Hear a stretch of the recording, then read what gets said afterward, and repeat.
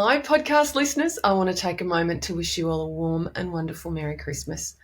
May your homes be filled with joy and laughter this holiday season. I hope you're enjoying the holiday spirit or simply some well-deserved relaxation. To all our listeners, may this season be filled with happiness and fun with your friends and family. Wishing you all the best for the season and beyond. Thank you to our listeners for being part of our Property Trio family. We're excited to bring you more fantastic episodes in the new year, and may all your property dreams come true. Nice. All right. Happy New Year. Hi, podcast listeners. As we wrap up another incredible year, I want to wish you all a happy new year filled with exciting opportunities and success in your real estate journey. We're so very grateful for your continued support. And as we step into the new year, may it be an enjoyable one and provide you with success in your property, mortgage, and money decisions. We can't wait to share more valuable insights, advice, and engaging conversations that will empower you in your property endeavours in 2025. Happy New Year, listeners. Don't know why I finished with listeners. Stand to attention. Just keep them on their toes. Oh, that was good. We probably should have used a different word than empower you. It's all good. We use it in a good context. Yeah. Do you want to keep that running, Mike, or do you cut that and then send that to Jamie?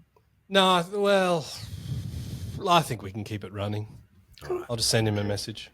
2 seconds. So we're going to building inspections? Yep. Yeah. Who's hosting that? I am. I can see half a bag under my left eye. Just angle it into the shadow. Yeah. Didn't put my rouge on. I've got a fetching photo in my private collection of myself with glitter eyeshadow. But Have you? It's subscription only, Dave, so you'll have to sign up. Yeah, okay. We'll see if we can get it on the socials, hey? Oh, yeah. People go mad for that. Yeah. All right. We'll get into it. Go for it. All right. Hello and welcome to the Property Trio. As always, I'm joined by my fabulous two co-hosts, Cate Bakos and Mike Mortlock. How are you both today? Really good in sunny Melbourne, Dave. We've had some awesome weather, so we're in holiday spirit and ready to head to the beach. Well, we sure are. We've had a magnificent December. It's been good. Sunny Melbourne. Mike, how are you?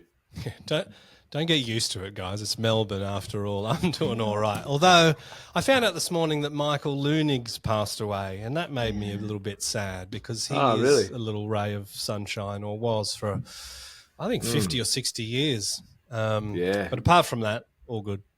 Okay. Oh, on that sad news, we'll get into the episode. Great segue, Dave. Yeah. I think, look, he was 79, surrounded by family. There's no sadness, only celebration. Yeah. We'll speak on behalf of the family. Yeah. No, I knew him well. We knew him well. No, what a great cartoonist. Hats off to Michael Lunig. Legend. All right. Today's all about building inspections.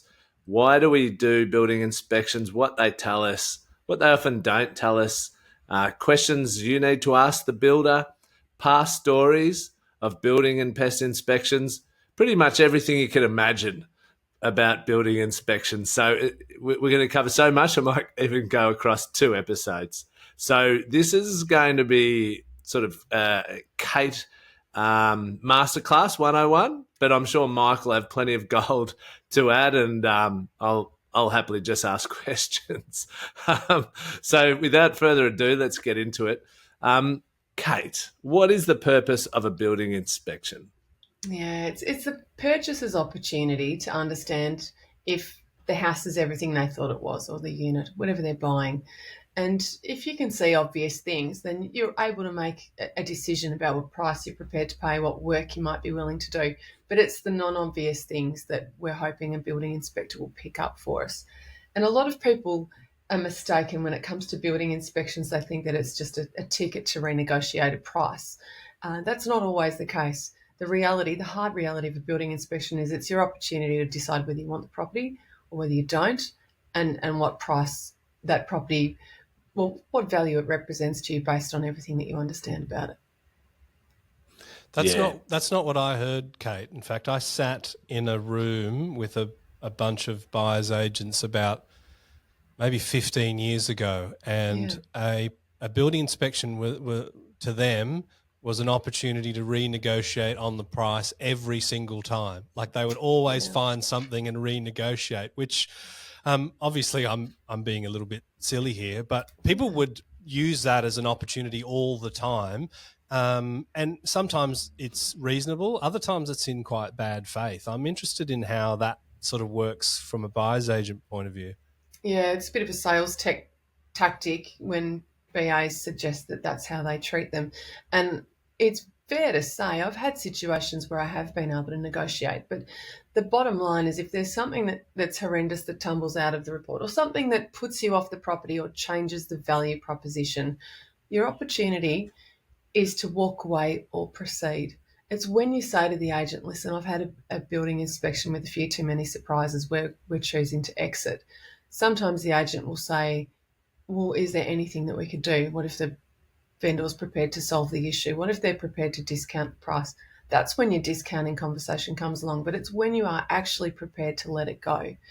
If you're dealing with a seller's market set of conditions and it's, we're experiencing FOMO and all of the hallmarks of some of the markets that have performed strongly this year, or if I think back to 2021 in Melbourne, you wouldn't say to an agent, look, I've had a bad building inspection, can I renegotiate? They'd say, Cate, you're in or out? I've got 3 other people that want to buy it. So it is a fair fee if an agent suggests that it's a ticket to discounting, because it comes down to the competitive buying conditions, any other interested parties that are on the property, and where the vendor's thoughts and feelings are in relation to what you're suggesting is wrong with it.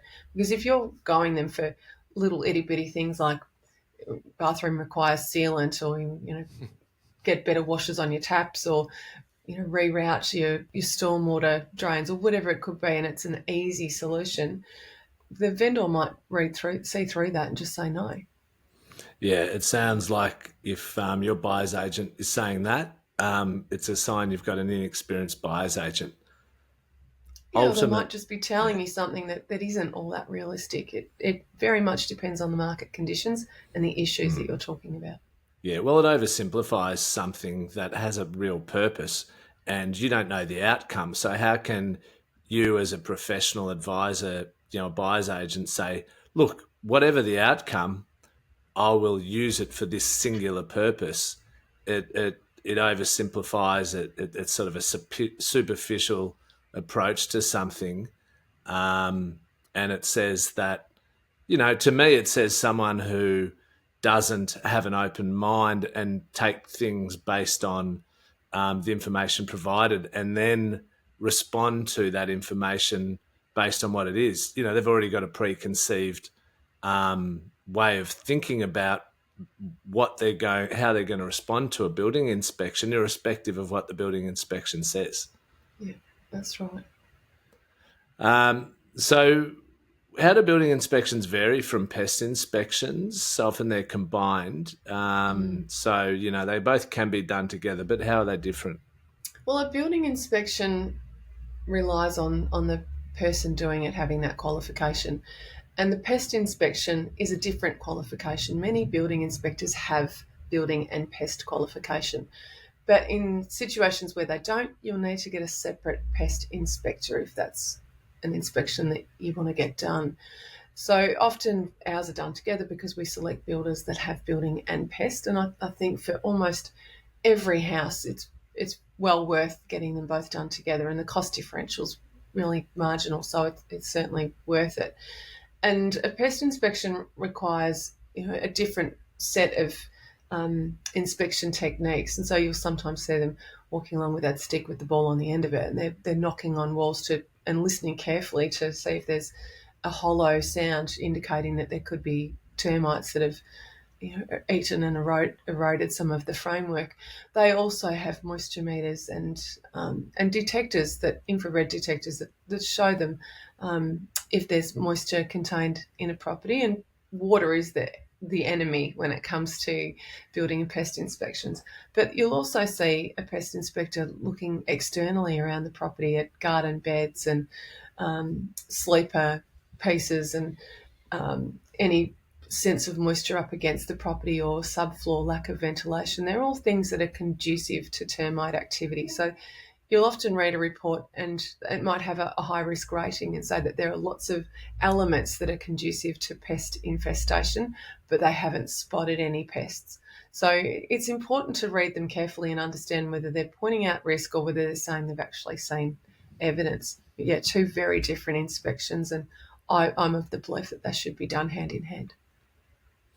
And okay, and so would it be two different people generally, Cate, for our listeners, or one person often will do both and they'll have the expertise in both areas? You'll often have a builder that can do both. Sometimes you'll have two that are working together, rock up together. If you've got a building inspector that isn't qualified for doing pest inspections, they'll generally have an affiliation or a mate in the industry that does pest alongside them. And so they'll have like a double booking system. They're generally pretty easy to organise together, but it's important when you organise building inspector, if you're wanting pest, you've got to specify that because it's an additional surcharge and it's additional work. And what do they charge approximately for our listeners? Yeah, it ranges depending on the inspector and what sort of reporting they do, but generally it's somewhere between $500 and $800 for the two of them.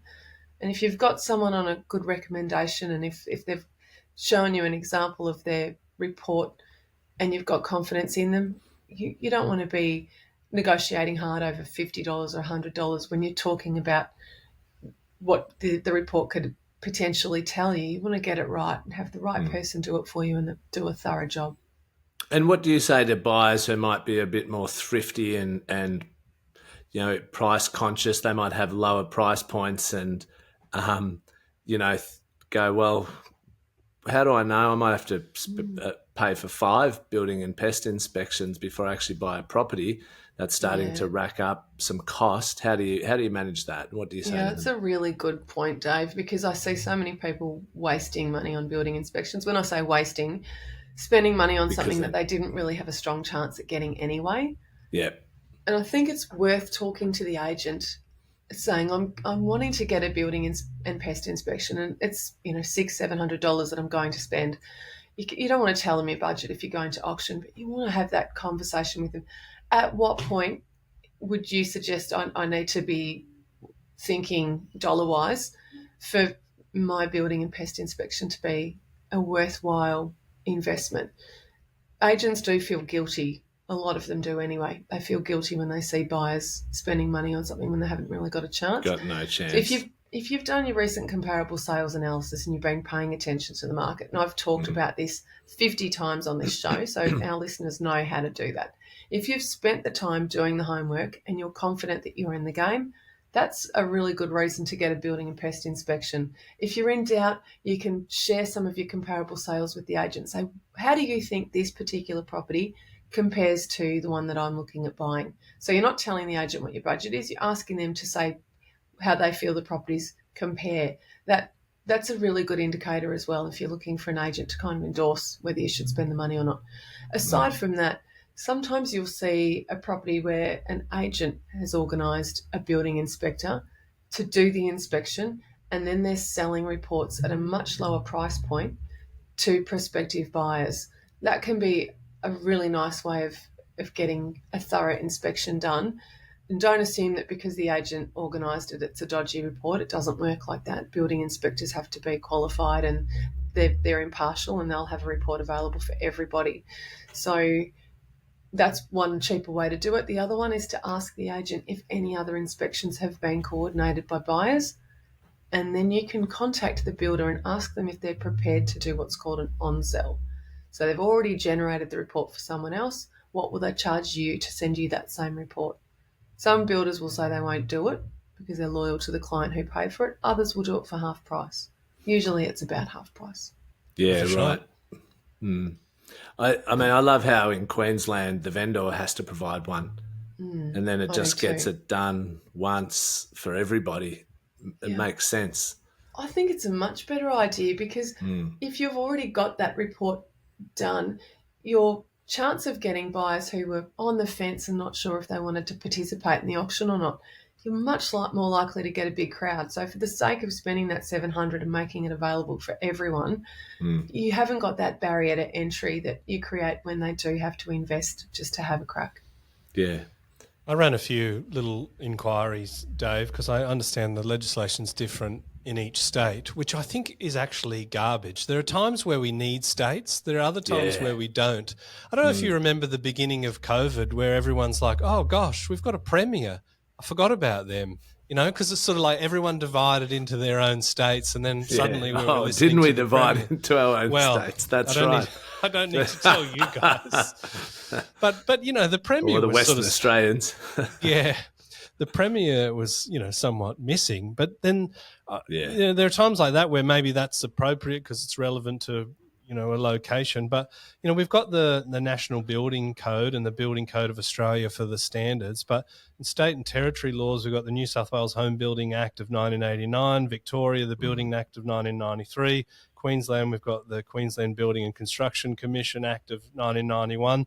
And then the authorities are different. So that Queensland Building and Construction Commission oversees the building inspectors. It's Fair Trading in New South Wales. It's the Victorian Building Authority in Victoria. And of course, that isn't all the states and territories we have. It would be Just much the better important to ones. just... Gosh, we're going to get some comments from that, Joe. Big hello to Western Australia, who have already probably We're annoyed not going year. there. No. But I actually think it's disappointing. I think it's garbage. We should agree. just decide who actually has the best system and adopt that nationally. I just think sometimes it just complicates stuff, especially when we're talking about investors buying around Australia. You don't want to have to do a degree every time you jump a border to buy an investment property. No. I mean, it adds all sorts of layers and red tape to solicitors, conveyancers, real estate agents, across borders, mortgage brokers, anyone who operates in that property space, quantity surveyors, no doubt, it impacts you in some way or another, buyers agents. They're just... We need the Department of Government Efficiency in Australia to maybe not headed up, or maybe headed up by Elon Musk, depending on. But we could... It's deteriorating quickly. I think one thing he's good at is efficiency, and there's so many layers of red tape and regulation and complexity, and this is a great example in Australia where we could just make a much more efficient society, and particularly with our flatlining productivity and standard of living going backwards in the last few years, that we're going to need some of these types of actions to take the country forward for the next generations. Yeah. I'd put my hand up, Dave, but I've got way too many skeletons in the closet. I think day one in Parliament, there'd be some dodgy photos from my 18th and it'd all be over. Yeah, you mightn't get that far. How long does it normally take to organise a building and pest inspection? If you feel like you're under the pump, you've got the agent said you need to get your offer in, we've got someone who's got a price that's acceptable to the vendor. How long can it take if you haven't organised one? Yeah, if you're a busy buyer's agent and you've got good relationships, I can organise a building inspector to be at a property within a couple of hours. And you can pull favours because you're doing a lot of work with them. And give us a super Saturday a week and a phone call on a Thursday saying acceptable offer and it will be sold by 6 p.m. tonight. That's a really hard task because the builders are already flat out. It's super Saturday.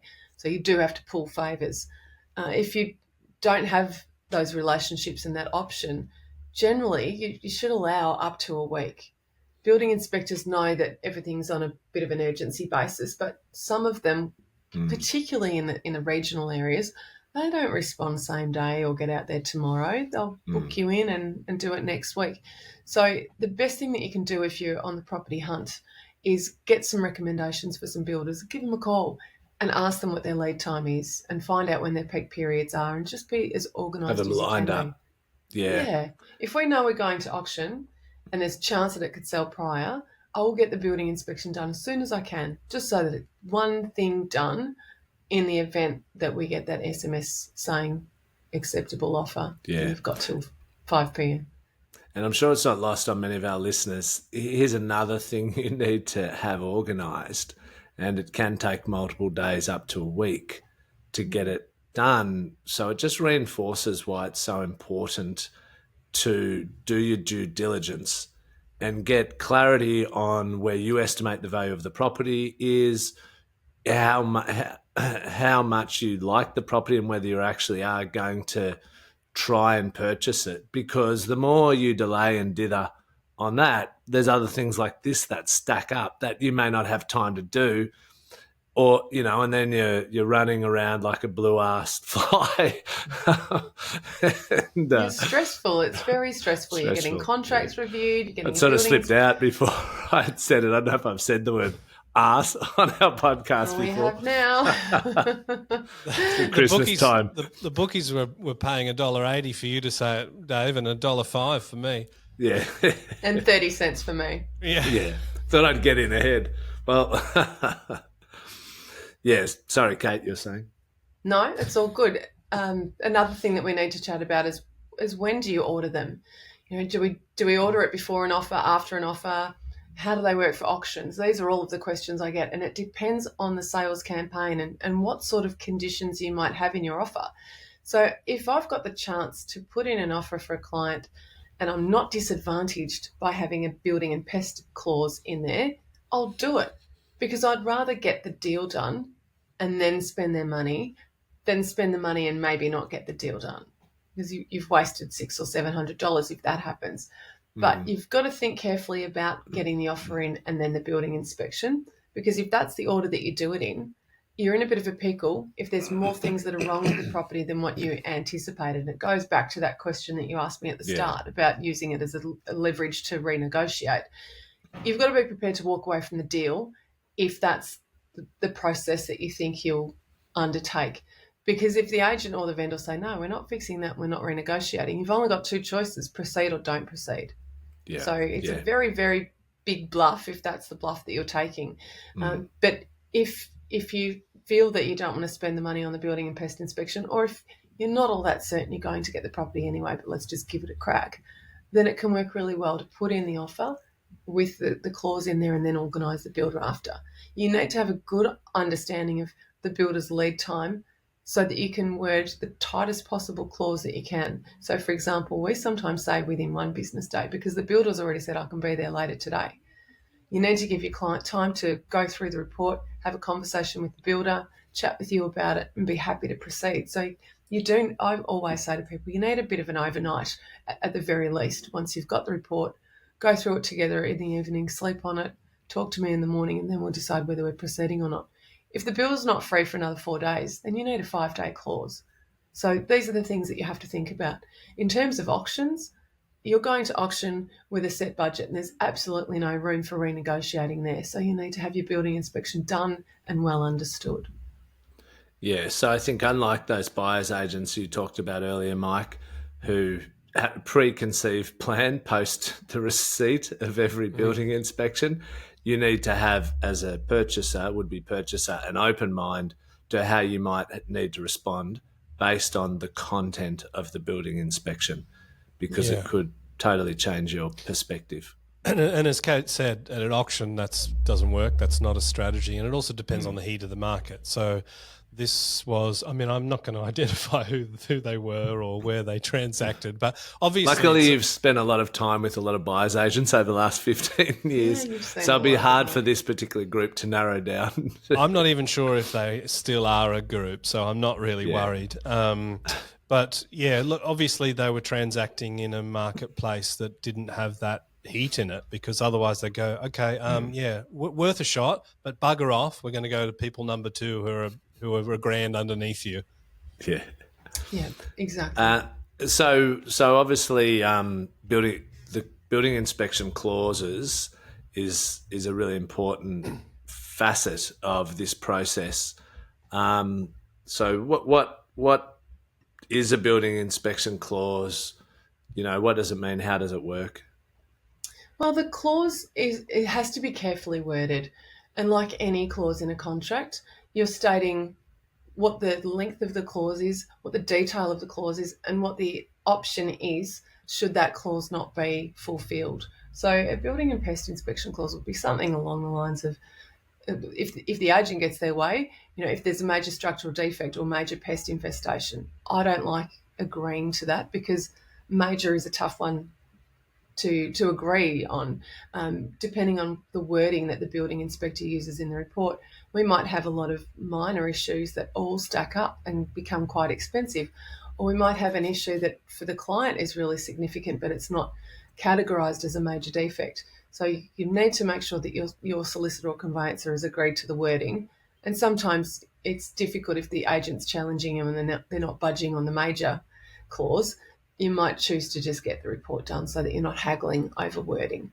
But you have to have a clear statement about what you expect the clause will fulfil. So the one that I like to use is to the purchaser's reasonable satisfaction. Agents hate it because it's open-ended. But if I have reasonable satisfaction within 2 business days, it means that we're not holding the vendor out for a fortnight, wasting their time. We're being definitive. And if the inspection report is not to our reasonable satisfaction, we have the right to exit the contract and have our deposit repaid in full. So the wording has to be very specific. And that's what the condition is all about. I've never seen a condition. Vague. Well, in that case, reasonable satisfaction. But yeah, exactly. It has the absolute. At the end of the day, it's in the benefit of your purchaser, isn't it? It is, and it's a bit like giving you. I'm not reasonably satisfied. I'm pulling out. That's right. Now, a cooling off period is something that varies from state to state. We've chatted about those before, but in Victoria, it's 3 business days. And if you do exit, if you decide to cool off, so for no other reason, you just change your mind and you tell the agent that you're cooling off, you're up for 0.2% of the purchase price as your cooling off penalty. If you're thinking that the building inspection could have some nasties and you don't want to fight about what constitutes major defects, well, it's really like an extra 2-day cooling off, except you're not penalised. Yeah. Okay. So, can you? You've sort of touched on it that you can renegotiate after a building inspection with a willing vendor. What? Yes. Yeah. What can that look like? You might be the only buyer on the property, and the vendor may be desperately not wanting to see you walk away.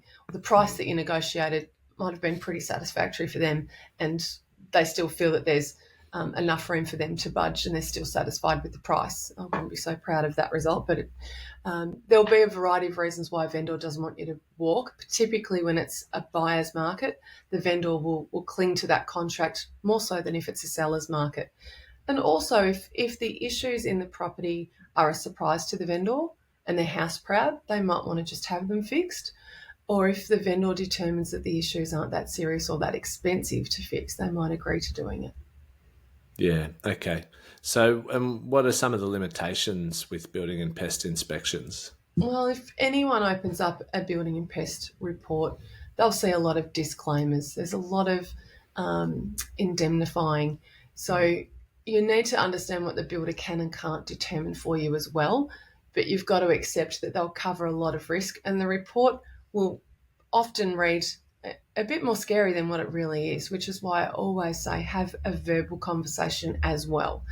Go through the report, highlight the things that you're concerned about, and chat to the builder.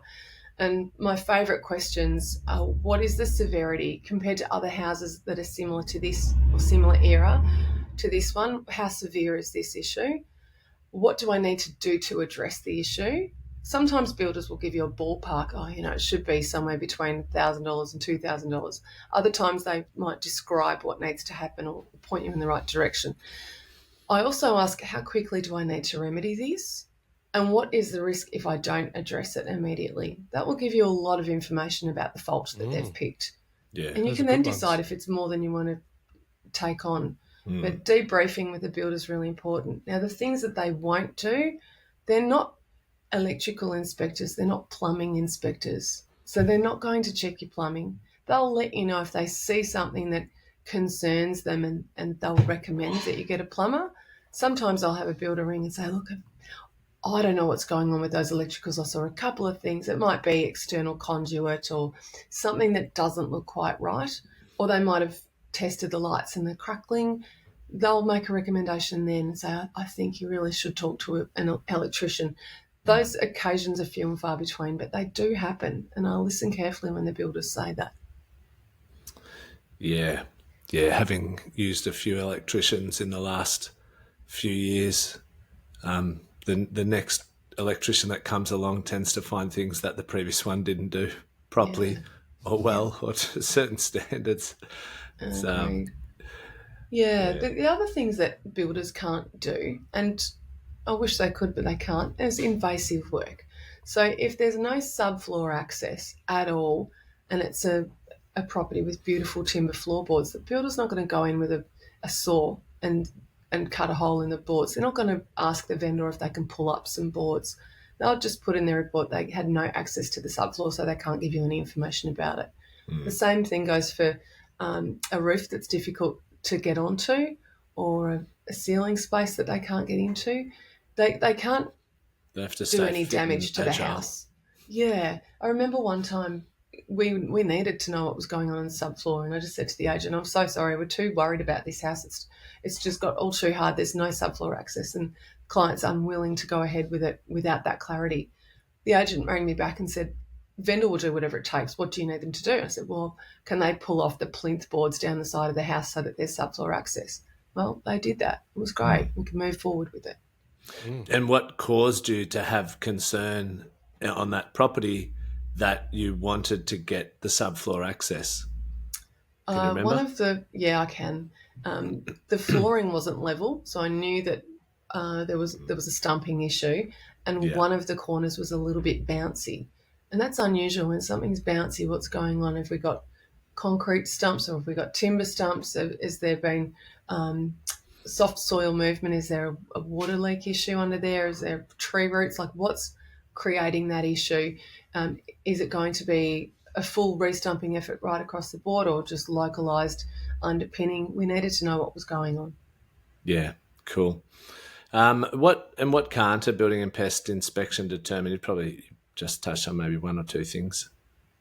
Yeah, they won't be able to determine things that are outside of their professional scope. And we've got to remember that they have insurances in place as well, and they don't want to breach any of that and not have insurance cover. The other thing that I've seen happen over the years, I had one builder who missed termite infestation, and until you can get evidence that there are termites in a particular section of the house, it's not a guarantee that they'll catch them. You'd like to think they will. I certainly wasn't happy about that, but it's without being invasive. You're reliant on all of these tools that I was talking about earlier.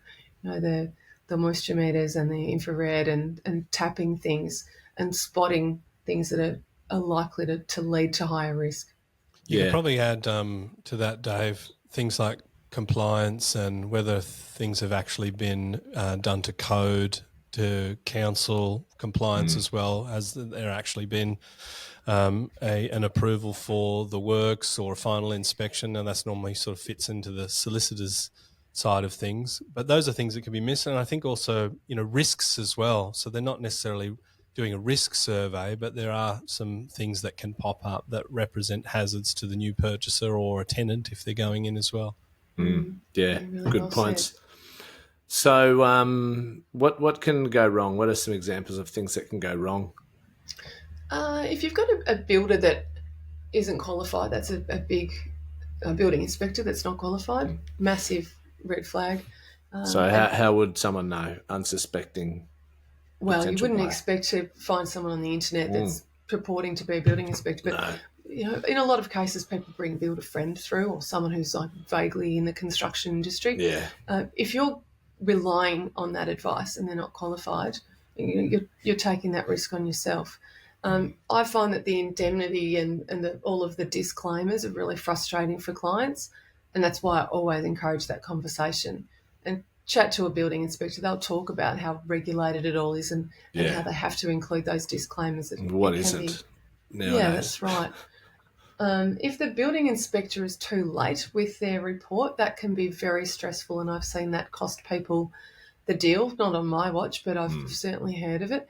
You've got to be very clear with the building inspector how quickly you need them to turn it around. And sometimes it's difficult if they've done the inspection or they're booked in for tomorrow and then you get that SMS and the builder can't pivot quickly, or if they've got a really big workload and they can't turn the report around. They're the things that can go wrong and they're really frustrating. And when would one not be required? Are there any occasions? Well, it'd be very rare for me to say to someone, don't bother getting a building inspection, but there are property types that it's less of a risk. And particularly when you've got, let's say in the case of high-rise buildings where you've got a really active owners corporation or strata management, they know what sorts of issues they're dealing with. They're getting complaints, they're getting residents demanding things are fixed. But then again, we've heard of some really horror stories about high-rise. I actually think if you're serious about buying a property, it's a good peace of mind, and it's also a really good understanding for you of the things that could be coming up in the future for you to keep a close eye on and maintain. Where I think it's really important is when it's an older property. Yeah. And with pest inspections, when what do you do when the result is dire with a pest inspection? Yeah, you chat to the building inspector or the pest inspector and say, what's the remedy for this? And do you think that, obviously, if it's a builder that's also done it, they'll be able to tell you what sort of damage has been sustained. If we're talking about structural issues, I would be walking away from that unless you've got a building, unless you've got a builder in the family or you're planning on pulling it all apart anyway, in which case you probably wouldn't have got the inspection done. So you've got to have a good chat with the inspector. Termites present doesn't mean don't proceed. It just depends on where they are and what their confidence level is with the pest treatment that they'll apply. Yeah. And so what are some examples of things that have gone wrong in the past when that you've seen? I've seen builders not identify plumbing issues, and of course they're not paid to do that. But if they give you the tip off that you should perhaps talk to a plumber and get one through, you should take that seriously, because they see a lot of properties and they get a really good feel for, I've talked about it before, your spidey senses. It's the things that you've seen many, many times that give you that ability to say, I'm smelling something here, I'm not liking it, we need to look further. But things that have gone wrong in the past, if a builder has been too relaxed about the magnitude of an issue and they've given you a price assessment and that's been way out based on what the actual cost would be, people will get cranky because they've paid a price based on what they think they have to rectify, and of course there's a cost blowout. So there's some of the things that are a bit of a red flag for me. You want your builder to be very specific about what needs to be done and give you some good examples. Otherwise, you'll have to do your own research on how expensive it will be to fix that issue. Yeah.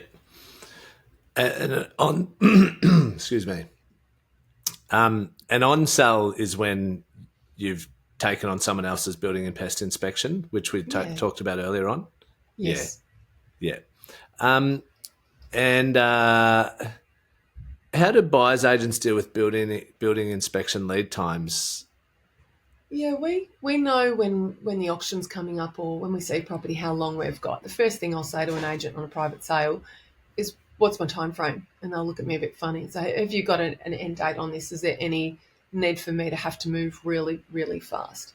And the agent would love you to move fast, but they understand the question and they might say, no, it's okay. Look, we're happy to take an offer and you can be subject to, or at this stage, Cate, you could organise an inspector anytime this week.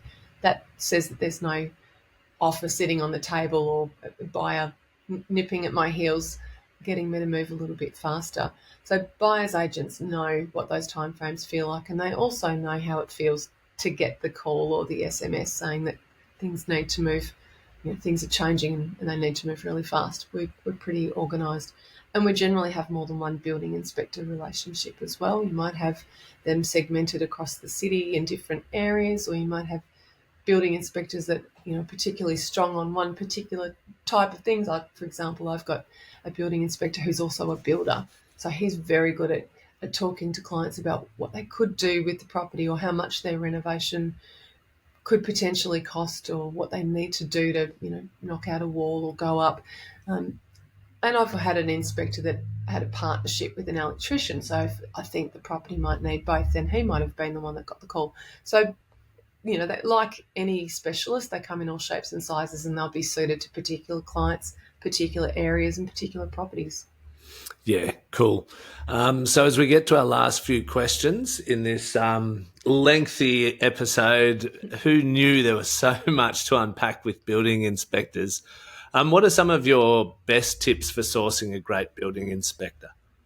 If you get on any kind of property chat forum, you'll have some great suggestions because people will have used these people.